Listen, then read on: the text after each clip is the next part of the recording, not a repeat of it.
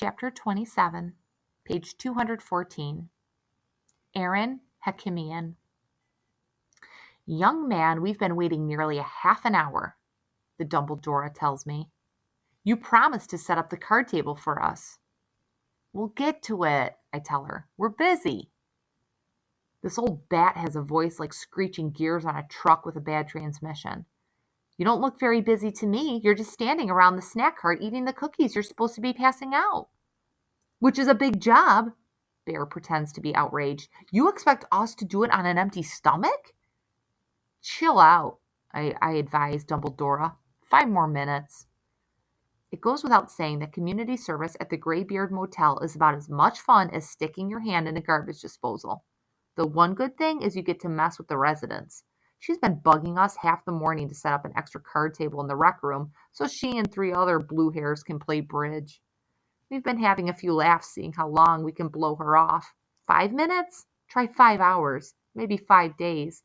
If she doesn't like it, let her set up her own card table. She's built like a sumo wrestler.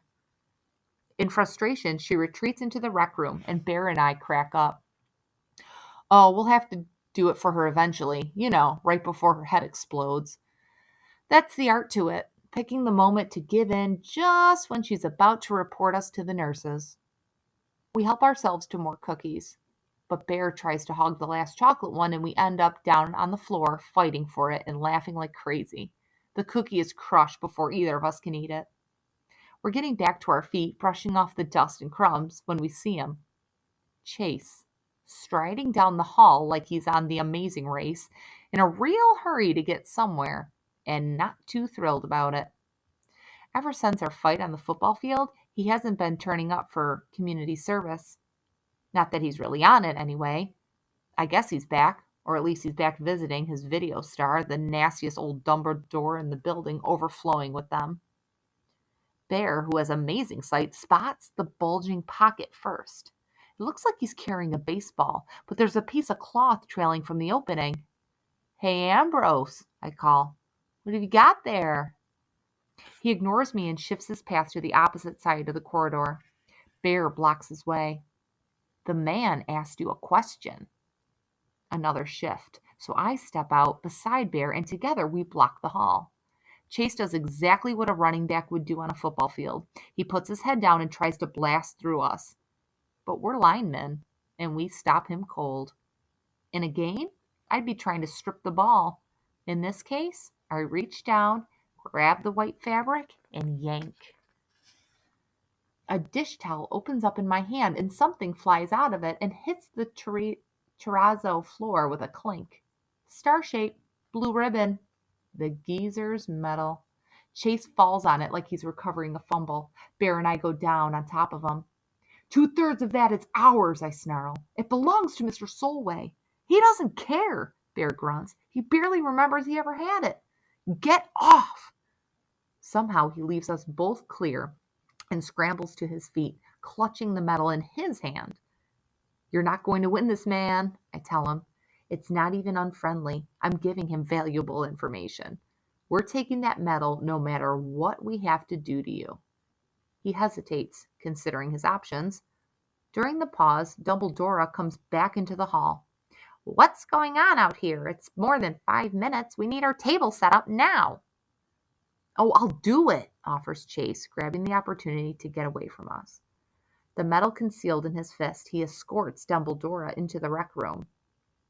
Bear starts to follow them, but I hold him back. Too many witnesses, man. Be patient. He can't stay in there forever. We watch like hawks from the doorway, figuring he might try to stash the medal and come back for it later when we're not around.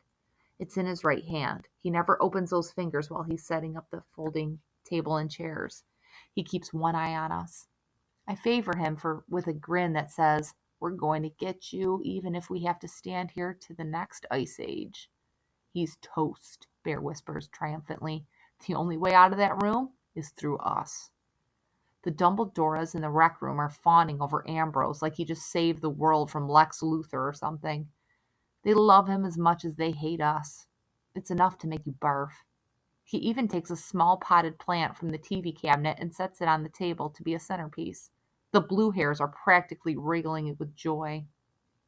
Then, as Chase turns, his elbow knocks the pot off the table. It hits the floor and shatters, spilling earth all over the place. Bear loves it. Ha! Idiot! Ambrose rushes to the corner where a vacuum cleaner stands against the wall. He plugs it in and starts to clean up his mess. We almost miss it. As he runs the vacuum back and forth over the dirt, he opens his hands and drops the metal into the unit's path. In a heartbeat, it's sucked up and gone. He glances over his shoulder to see if we noticed. I pretend we didn't, but Bear's face is bright red, which is a dead giveaway. Chase is vacuuming toward us now, speeding up, breaking into a run. The plug pops out of the wall. The vacuum falls silent. He keeps moving, though, charging at us. Bear and I block the doorway and brace ourselves to deck him again. Just before impact, he lifts the vacuum cleaner like a battering ram and slams it into us. We're both knocked out.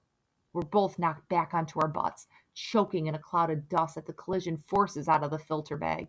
By the time our vision clears and we struggle back up again, Ambrose is almost out of sight down the hall, still cradling the vacuum cleaner. We stare at each other, and the minute we get our breath back, we chorus, "Get him!"